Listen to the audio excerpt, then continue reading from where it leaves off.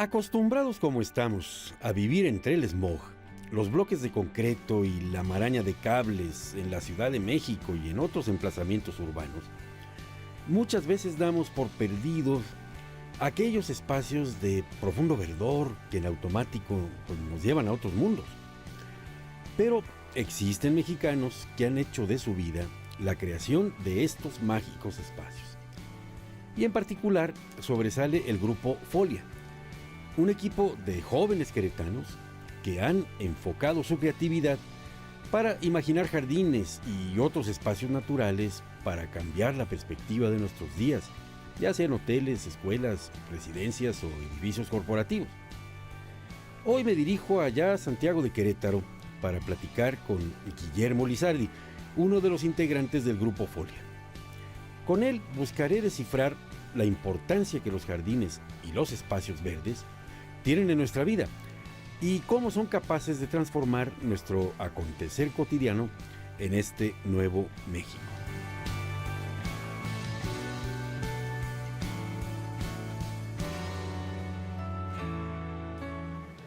Don Guillermo, estoy rodeado aquí de objetos, algunos cotidianos, algunos no tanto.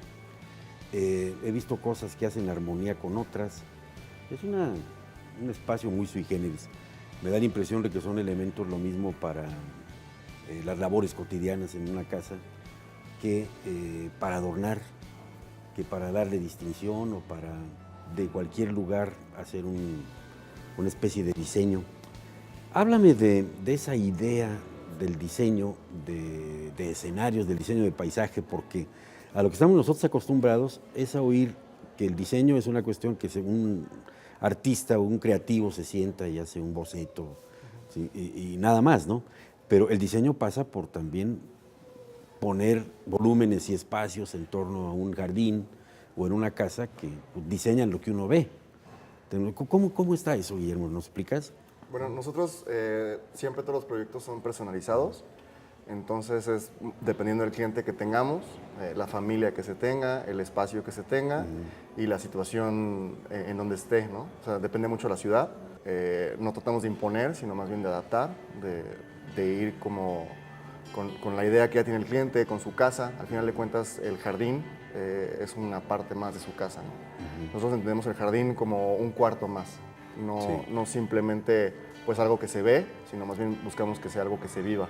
Claro, entonces digamos tú te plantas en el espacio que vas a transformar y empiezas a trabajarlo en tu mente y decir, bueno, en primer lugar estamos en Jalapa, Veracruz, ¿no? Eso ya tiene una predeterminación, hay que atender a las notas del contexto, ya no puedo poner lo que hubiera puesto en Chilpancingo, entonces, y luego vas viendo los espacios para ver qué pones, qué quitas, porque la armonía tiene que ser entre lo que está sobre la superficie y lo que se ve más arriba. Claro. Es como si estuvieras, digamos, pintándote un cuadro en la cabeza. Pues sí, es imaginar el espacio, es imaginar cómo se va a vivir. Y bueno, la diferencia entre la arquitectura y la arquitectura del paisaje es que la arquitectura del paisaje se ve en cuarta dimensión, es decir, el tiempo. Entonces, nosotros jugamos con elementos que son fijos, como pueden ser piedras, madera, que casi no van a cambiar con el tiempo. Eso es una ventaja, ¿no, Memo?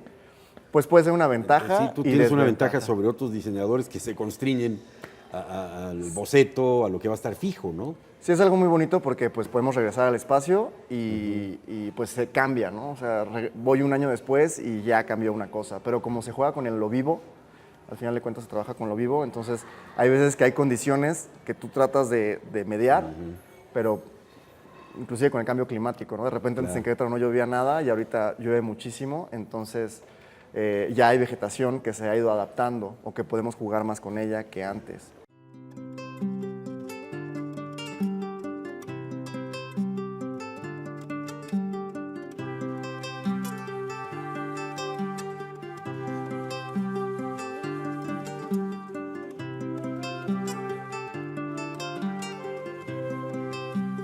¿Y dónde has trabajado, digamos, que te haya satisfecho en particular, que tú digas, oye, si quieres ver lo que yo hago, ve tal cosa? Pues hemos tenido proyectos en Jalapa, hemos tenido proyectos... Mira, mencioné Jalapa sin pensar que ya habías trabajado ahí. Bueno, trabajamos con un arquitecto y hicimos una parte de un aeropuerto allá. Entonces eso fue padre. aquí ¿Cómo en le haces? Querétaro. Ahí la niebla, la neblina está prácticamente todos los días, ¿no? Sí, pues Jalapa hay que llueve. checar todos los elementos naturales para poder llevar la vegetación de allá. Y también es ver lo que hay en el lugar, ¿no? O sea, también si yo pongo una planta que sé que hay ahí, pero no se vende, o sea, es decir, existe en la naturaleza, pero no la venden en los viveros, también ese es un detalle que hay mucho en México. Los viveros es como si fuera una globalización del vivero. O sea, Claro. tenemos nada más como la misma planta que encuentras en Querétaro, la vas a tener en Playa del Carmen. Si yo Porque quiero todo una pata viene de de acá. elefante, ¿no? Oye, espérate, eso sería más fácil de conseguir en Chiapas, no aquí. Así es, pero como una centralización casi de los viveros, de los productores. Claro, y muchas veces por buscarlo, la cuestión exótica, uno como que desprecia lo que tiene a la vista, ¿no? Cotidianamente. Que bien colocado ya forma parte de un diseño Claro. que está armónico y que ya tú lo disfrutas. Hace rato me mencionabas que finalmente son los espacios que la gente vive. Así es. Entonces vive y terminas tú conviviendo con esos elementos. Entonces más vale que sean agradables desde el punto de vista utilitario, de paisaje. Entonces sí, de arquitectura de paisaje, pues quiere decir con lo que tú ves. Entonces me decías que en Jalapa, y qué bueno que lo mencionas porque es un caso muy particular de tanto de clima, de condiciones, como de, bueno, la exuberancia que hay en Jalapa es impresionante. Y lo mismo aquí cerca de Querétaro, que hayas trabajado en una región Aquí semidesértica. en el proyecto de Avenida Universidad, trabajamos ahí con otro arquitecto y con el gobierno del estado y fue muy interesante porque ahí sí pues entran elementos urbanos y también sociales, ¿no? Entonces también ese fue interesante. Es que me has mencionado hasta ahorita dos obras, digamos, públicas, ¿no? Sí. Un aeropuerto, que no hay cosa más utilitaria y tan prosaica, digamos, que los viajes en avión, pero que, pues ya, ¿no? De Meyler en adelante, pues, el diseño de los aeropuertos es una cosa también muy bonita, Claro, ¿no? claro. Pues, no es una cuestión de que tengas que sufrir el pasillo, etcétera, ¿no? Cuando ves el Georges Pompidou o ves esos aeropuertos, dices, caray, pues, hasta te gusta, ¿no? En cambio llegas a otros que no quiero nombrar y tú dices, caray, aquí le falta paisaje o le falta tal cosa. Avenida Universidad, es una Universidad aquí en vialidad. Querétaro. Ajá. Entonces ahí... Aquí le dicen el río. El río, exactamente lo que te iba a decir. Tuviste que tratar con camellón, jardín, río. Entonces todos esos elementos significaron, me imagino que un reto o Sí, una sí, facilidad, sí. ¿no? Sí, fue muy interesante y también distintas zonas que tenía la parte de la universidad según el usuario inmediato. Ahí pues estuvimos dándole distintas funciones.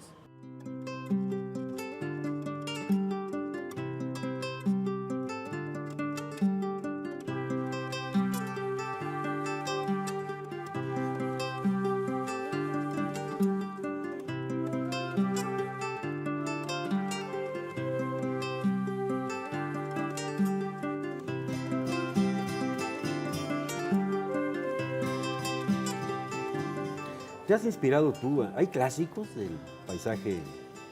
Pues sí, hay tendencias. Existe el jardín francés, principalmente Versalles, que se Bueno, llama ese es un Jean paradigma, Lenot. ¿no? Sí.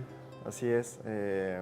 Existen los jardines a la inglesa, que ya empiezan a mezclar un poco más lo natural, aunque está muy trabajado, pero ya es algo un poquito más yendo hacia lo natural. Jardines japoneses también con toda la... Sobre todo ellos lo que toman muy importante es llegar al lugar y no trabajar con el lugar. Entonces también el jardín japonés nos inspira mucho. Existen los jardines mexicanos.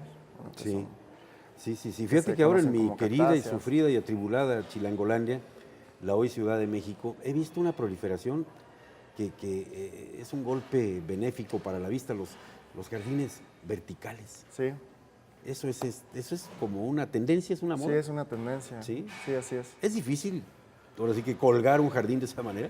Pues sí, o sea, al final ha habido como varias variantes, ¿no?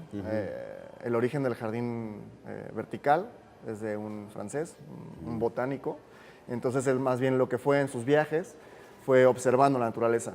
Creo que lo más importante es observar, ¿no? Sí. No nada más como tratar de copiar y, ay, pues esto aquí se va a meter acá. Entonces, al observar esto, se dio cuenta que había vegetación que crecía en rocas, a la vertical. Entonces, él, una vez que ve esto, va recolectando semillas de esta vegetación que se ve adaptada hacia ese espacio. Sí. Y entonces, él nada más lo que le genera es, se da cuenta que corre el agua y tiene poco sustrato. Entonces, ¿qué es lo que pasa? Entonces, realmente, de lo que él hace a lo que tratan de hacer, hay un mundo de diferencia. Ah, ok. Tiene limitaciones. Sí, o sea, necesita mucho estudio para generar algo como lo que él hace. Claro. Pero fíjate que es una experiencia interesante porque es como si tomaras la pared como bastidor Así es. y te pusieras a pintarla de vegetales, ¿no? Para que suene así como metafórico. Y quizás eso te sirva en un momento dado como para también hacer el paisaje de un espacio abierto en un jardín, ¿no? Que podría ser como una especie de un mural. ¿Y a dónde más piensas llegar, Guillermo, con tus ideas? No te digo el plan de negocios, pero tus propósitos como para que tu obra se vea en varias partes. Pues realmente no dejar de lado lo particular, pero sí me gustaría algo público, o sea, seguir concursando en lo público y pues al fin de cuentas los concursos los puedes hacer a nivel mundial. Entonces... Ya. ¿Has tenido alguna oferta tanto de participación como de fuera de México? de participación, no. No. Aún no, bueno, pero es que esto está iniciándose. Pero sí, en cambio, ya has estado en varios estados de la República. Sí, y bueno, hemos trabajado en Francia, pero no más allá de México, los estados de México y allá. Ya, no, pues es que eres muy joven y tu negocio apenas empieza. Oye, pues te felicito porque esto es inusual, una cuestión de figurar el paisaje, siempre se agradece, te digo, y qué bueno que te gusten los proyectos públicos en los que pues, la gente convive y convive de manera comunitaria, ¿no? Entonces, qué mejor que compartir un espacio que disfrutas, ¿no? Visualmente y como es vegetales hasta el olfato, ¿no? Me imagino que Sí, claro, es muy importante. Tiene que jugar. Ahorita recordé que he visto por todas partes y cuando llueve queda un aroma precioso, que es el lavanda, por ejemplo, que Claro. es una planta que no había en México muy abundante, ahora ya hay mucha lavanda en muchas partes, ¿no? Los huele de noches, en fin, puedes lograr un concierto de cuestiones que acompaña a la convivencia social. Te felicito de veras y veo que nos puedes ayudar a tener buen gusto, incluso Gracias. quitar nuestro chabacanismo a veces y puedes hacer en tu casa un espacio que te va a confortar y reconfortar mucho más que si fuera nada más un espacio utilitario. Claro, sí, así es. Guillermo, muchas gracias. Muchísimas gracias a ti. Gracias.